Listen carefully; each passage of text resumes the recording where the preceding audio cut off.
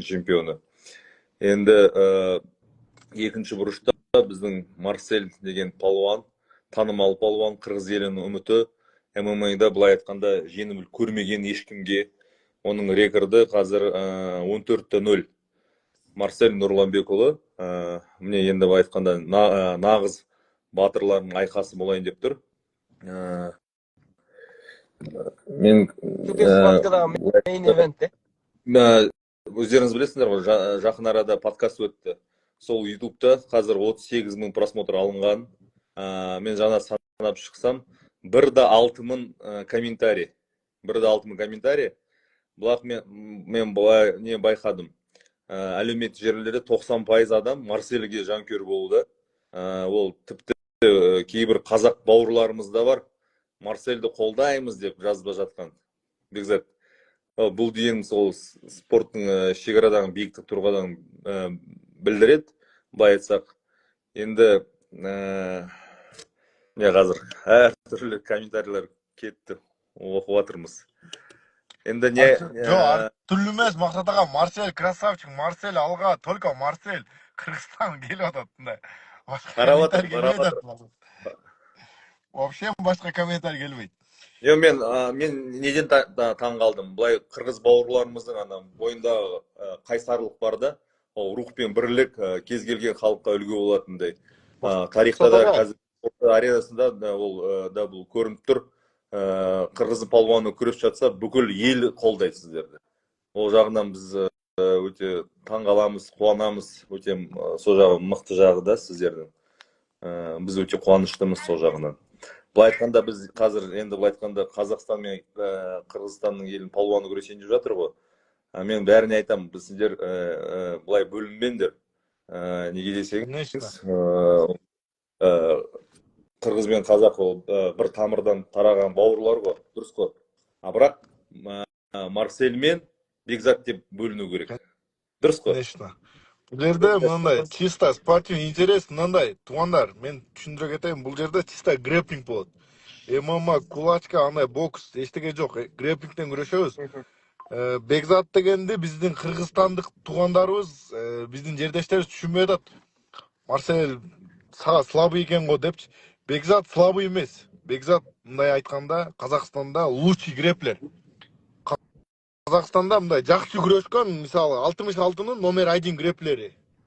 Ошол мен күрөштім, достар. Ошол жаң мындай жақсы күрөшө тұрған бала, күрөшө алат, күрөшті білет. Бирок мен айтам, Бекзат экөөбүздүкү грэплинг болбойт, Мақсат аға. Бекзат экөөбүздүн вольный барба болот. Карап турсаңыз, ошол күнү айтасыз.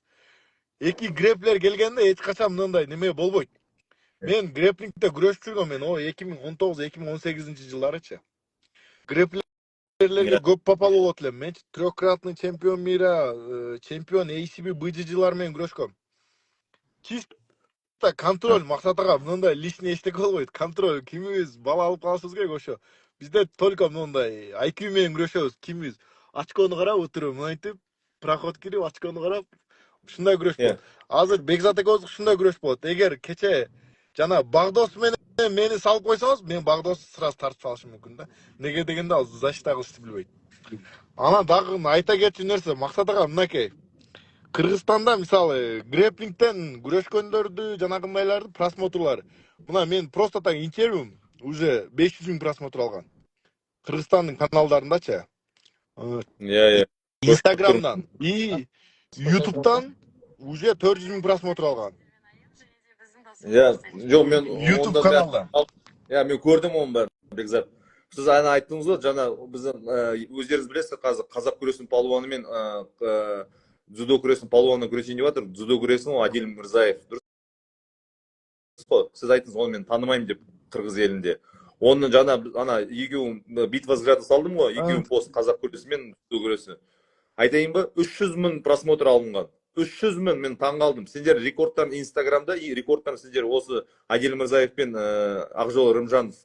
Биздики просто так интервьюбуз 500 000 алып атат. Мақсат аға, чаташпаң.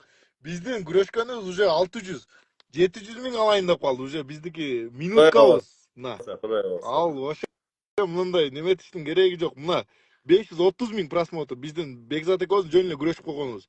чисто инстаграмдан 300 миң 200 миң 300 миң эмес, биздики жөн эле минуткабыз. Ошол себептен проектини Бекзат жана берки человек Москва эмес, проектти мени кылың Максат ага. Мен сизге жакшы проект болом. Грэплингден. Марсель Бекзат, мақтауына алып қойсын. Жо, мактануу эмес, брат. Мен как есть айттым. Бекзат, сен өзү ичиңен сүйүнтасың да мен менен күрөшкөнүңө, чынбы? Түсінбедім. Чын айт. Түсінбедім. Сен мен менен күрөшкөнүңө сүйүнүп атасыңбы дейм, грэплингден мен менен чыгып атканыңа? Ризасыңбы? Мен менен чыгып атканыңа? ризасың ба дейді, қуаныватсың ба дейді күрескеніңе. Конечно, балу тартуға асықпын. Бауырым, Ол жаңа Марсель айтып жатыр ғой. Ол Марсель сіздер екеуің грэплер, екі грэплер шыққан кезде сіздер еркін күресіп ережесімен күресейін деп жатсыңдар деп. Андай болевой тарта алмайсың Марсельге деп айтып жатыр ғой Бекзат. Тек қана стойкада рубка болады. Коверға кіргенше ғой, коверға кіргенше сөздің барлығы. Коверға кіргеннен кейін күрес көрсетеді кім мықты екенін. Пока сөйлей берсін. Өзің жоспарын айтып өтсей, Марсельдің жоспары сенімен тек қана стойкада күресіп, саған болевой тартып Ол менен партия күрескісі келмейді ол. Жо, мен мисал Бекзаттың опасный жер и чисто вольный күресет. И вольныйдан да там, иншаллах. И по грэплингу тоже. Неме, Бекзат, сен айттасың да, мындай көп сүйлөбөй мындай. Сен ашыкча сүйлөп атасың да, мисалы, сен жанагы күнү айттың, мен сени минуткада мынтип коем.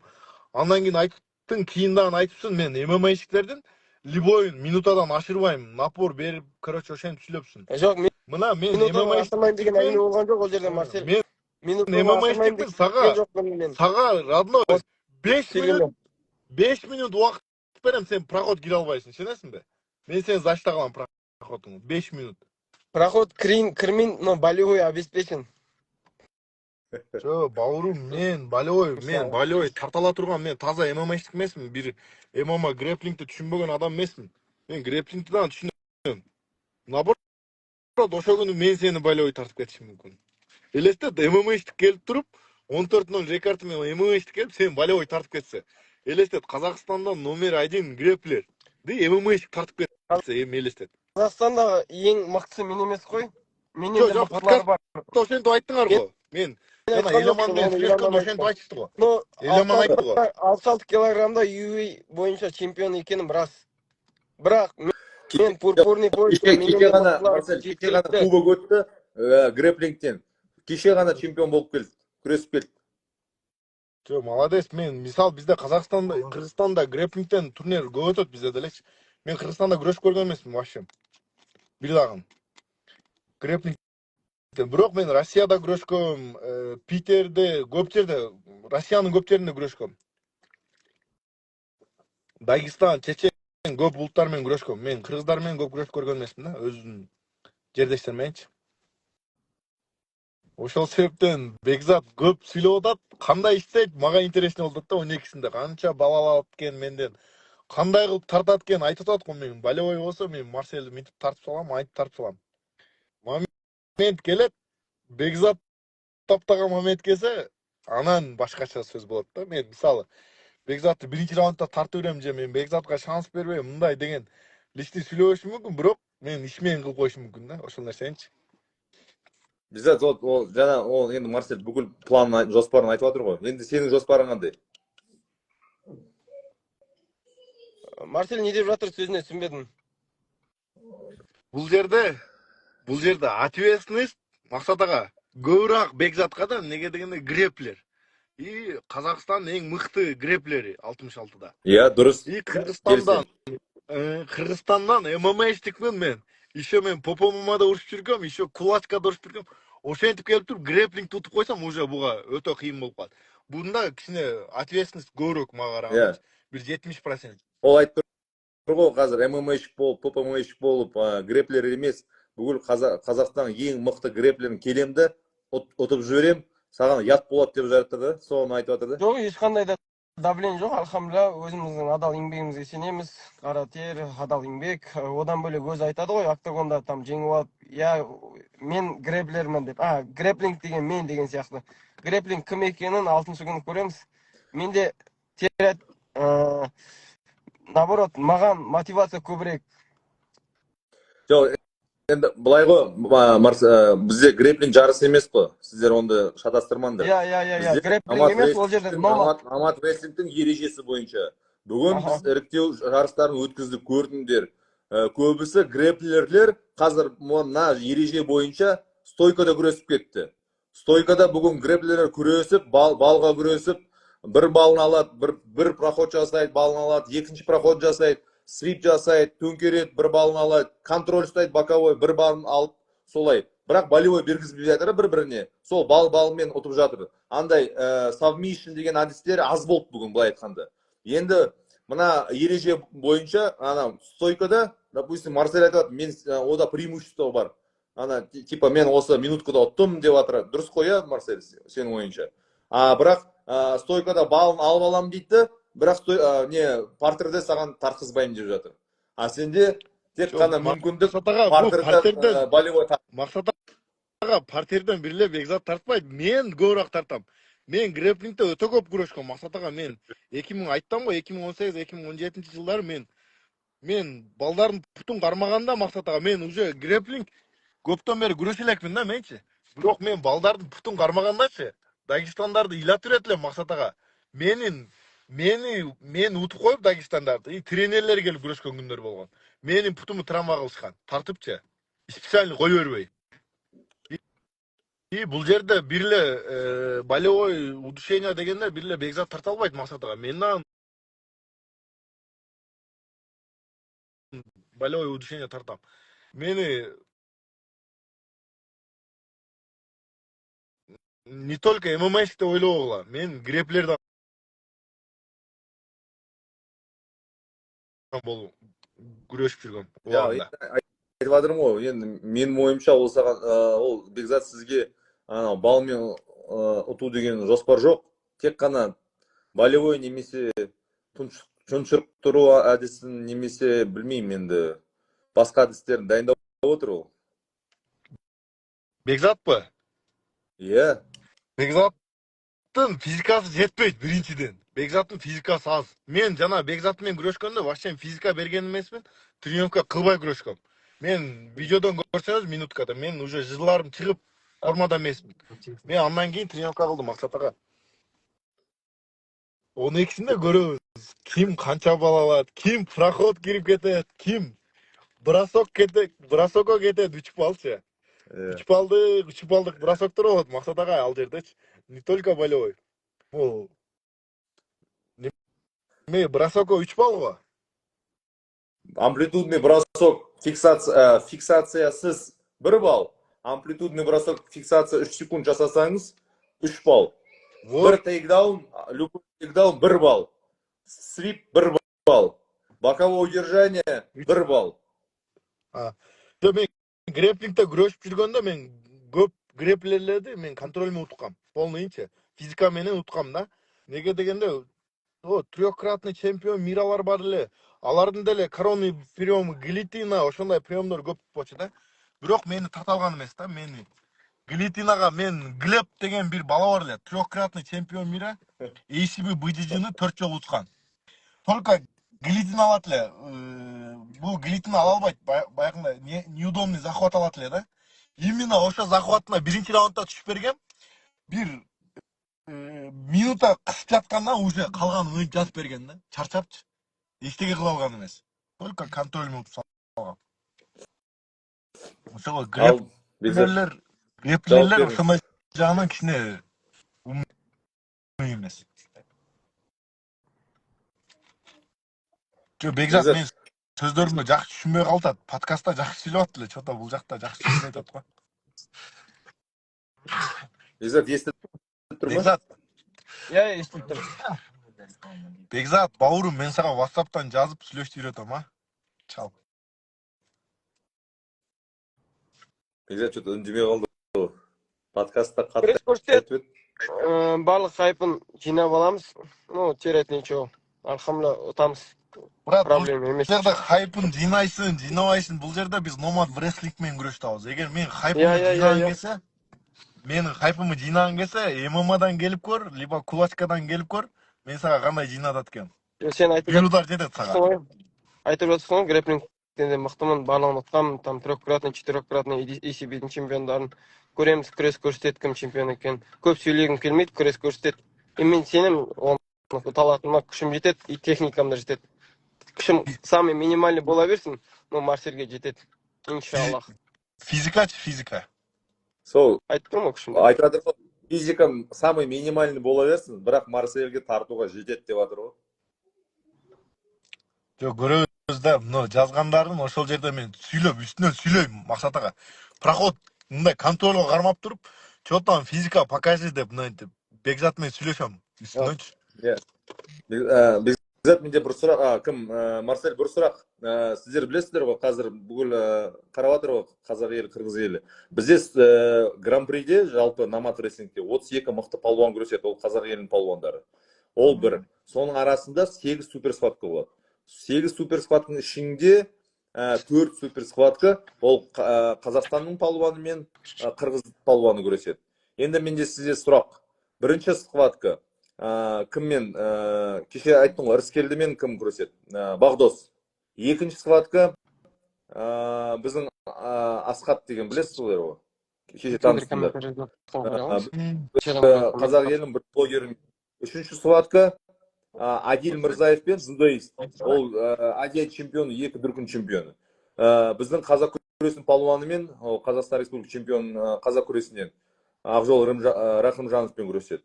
И сосын төртінші сіздікі болады. Сол сіз қалай ойлайсыз, кім ұтады сол кезде? Ким ұтады? Төрт схваттың ішінде. Иә.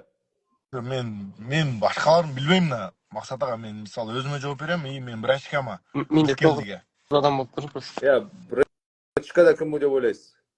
Брачкам ұтады, Ырыскелди. Мен ойлаймын, Бағдос Олжабай. Вот, конечно, это Багдос твой земляк. Да, Ырыскелди мой земляк. Бекзат, сен қалай ойлайсың, Бағдос қалай ұтады? Ұпаймен ма, немесе досрочно? Ұпаймен. Марсель, сенші? Мен ұпай менен. Эко бір-бірін болевой тарта албайт. Неге дегенде эко тең проход кирет. Билбейм, эконун кимисинин функционалкасы и характери болсо, ошо утуп кетет мен оюмчачы. Кими до конца чыдайт. 8 мүнөткөчү. Ал жерде немедан бар да, физикадан чечип коет да, мисалы ким кичине физики күчтүүрөөк болсо, ошо экинчисин чарчатып коюшу мүмкүн да, кысыпчы. Давление. Физикасы қалай? Бағдосқа қарағанда. Күчтүү, физикасы күчтүү. Мен залда иштейм. Мен Максат ага, мен залда проход оңойчулук менен бербейм адамдаргачы, вообще. Негизи. Ырыскелдимен күрескенде сіз күрестіңіз ба? Сіз мықтысыз ба? Немесе Ырыскелди? Максат ага, менің телефон зарядым 2%. Жанымда зарядка жоқ, әлбейді қосайықшы. Сонымен кірейін. Маған қосыңыз.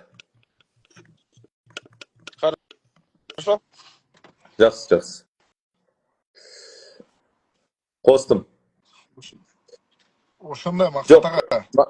Кім ұтады сіздерде Ырыскелдимен күрескен кезде? Ырыскелди менен күрөшкөндө Ырыскелдинин базасы вольник стилинде, меники грэпплинг стилинде да. Ал вольник стилинен мага караганда күчтүүрөөк.